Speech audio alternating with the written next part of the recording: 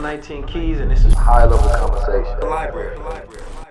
Sometimes the worst advertisement for the institution of marriage is married people. Married people look like they're bored and look like they ain't having no fun.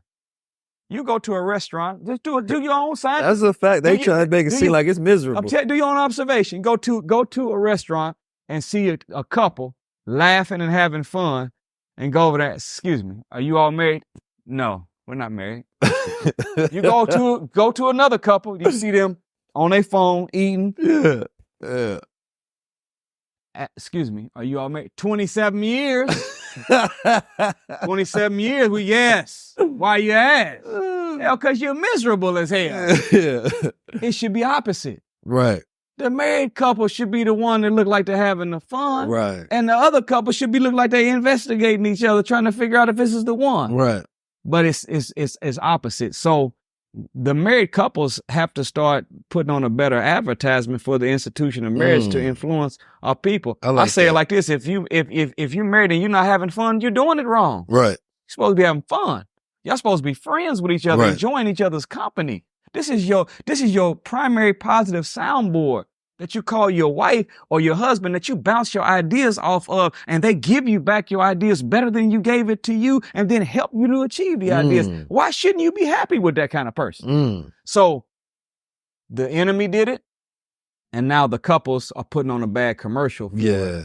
Multiply that by the gender war that wasn't started by a brother on YouTube and a sister over here in her little podcast. It was started by Willie Lynch in 1712, and we just happen to be the host of that devil that's keeping it alive. But if we want to be made strong, I'm telling you, we got to get our marriages back strong. We will not get the hood right if we don't get the home right. First of all, I love that the commercial aspect. Marketing is powerful.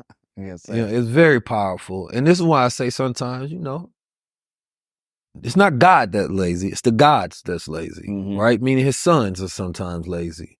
So that's why, when I think about marriage, most of it is the picture that you have in your mind of it, right? Like when you watch movies, it's the old miserable couple. Why is they always arguing? Why they always got a problem? Why did it make it seem like you get 20, 30 years in and the smallest thing go trigger you to have an issue for 3 months, right? Without actually communicating with each other to absolve the issue or resolve it rather.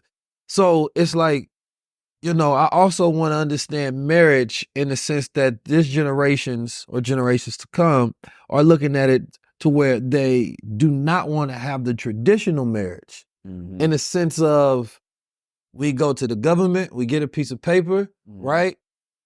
And we have them officiate our marriage, right? It's now a belief that, listen, we can just have this contract with each other, right? That officiates this union between us.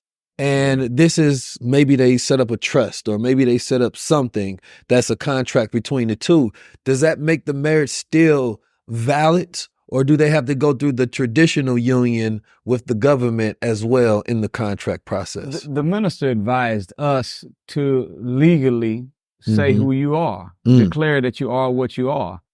It's something that we are willing to get a license to drive a car, a license to carry even a pistol, but we won't get a license to get married. Don't mean you let them officiate it. You just get your license from them so that you can be legally considered a couple together. That's the way that he trained us to do it. So in that sense, I understand the rebelliousness against tradition, but the root of the rebelliousness against the tradition, it has nothing to do with licensings and white man laws, all that piece of paper. That's all this is, a piece of paper. Because we doing piece of papers and license and following all kind of laws for other stuff. It has something to do with us figuring out if we can do something different to produce a different outcome than the breakups that we're used to. Yes. Because while there's a 50% divorce rate of Americans,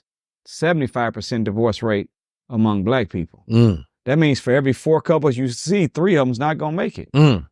And that is rooted in us not being taught the science of mating. Yes, sir. As the Honorable Elijah Muhammad showed us from the Congressional Library in D.C., that they met in 1867 in the halls of Congress to discuss whether they were going to let black people go to college. And they said, yes, y'all can go, but you can't come to white schools. And there's 3 things that must never be taught to the slaves: the science of warfare, the science of finance, and the science of mating. And you look at our problems. We got dollars, but we ain't got no sense. We blame the white man for 95% of our problems, still spend 97% of our money with them. Right. We go broke trying to look rich. You know, we the leaders in the unnecessary spending, buying what we don't need with money that we don't have from people that we don't like to impress people that we don't even know. And you know we don't know the science of warfare because we've never turned on any of the enemies that killed us. Right. We only killed each other in friendly fire all the time, consistently. So mating is choosing a mate and then raising the product of the mate, which is parenting. That's the 2 sides. We haven't been taught that, and we haven't major problems. So I submit to us, sisters and brothers, that we have to start investing more energy into the marriage and less into the wedding. Black people do a good job studying up and getting prepared for the wedding. Yeah, it's a lot of planning. A lot of planning and a lot of money. We reading all kind of stuff. We going on Pinterest. We interviewing people. We got a coordinator for this. We, you know, you ain't ate nothing but an apple and 2 crackers for 3 months so you can fit in your dress. Yeah. All that preparation and study for a 30-minute event. Well, why ain't you reading to learn for a lifetime event called a marriage? It seems like that should be the one that gets the most study. So I'm saying, love alone will not keep you together. You're going to have knowledge of the nature of a woman as a man so that you can fulfill her natural God-given needs. And you're going to have know the nature of a man so that you can fulfill his God-given needs. And when you got knowledge and love and friendship and fun, that's the happily ever after. That's the fairy tale. That's the cartoon. It's back again. Yeah. Whenever you can do it like that, we just got to get there. This one got the isolate CBD, the black seed oil, the MCT oil, and the lion's mane powder. I think it's too much in here. I think we need to we got to calm this product down. We got to calm this product down. It's too much. It's too much. Bro, I took this and I was going all day. Ain't nobody got that much work to get done in a day where they need to be taking Supermind. Like, what if you a house mom and all of a sudden you get everything done in one day and you ain't got nothing to do the rest of the week? I took this. I don't know what I'm supposed to do with the rest of my life. I feel like I done got everything done. I was up. Right. I ain't gonna lie. I feel like I changed the world 1,000 times on this. I done figured out every single plan. The next thing I need to have is patience because I done planned everything. I done did everything I could do in a day. I'm serious. Like, I think we put too much in here. We need to cut down the ingredient list and we need to make this regular mind because this is like Viagra for the brain.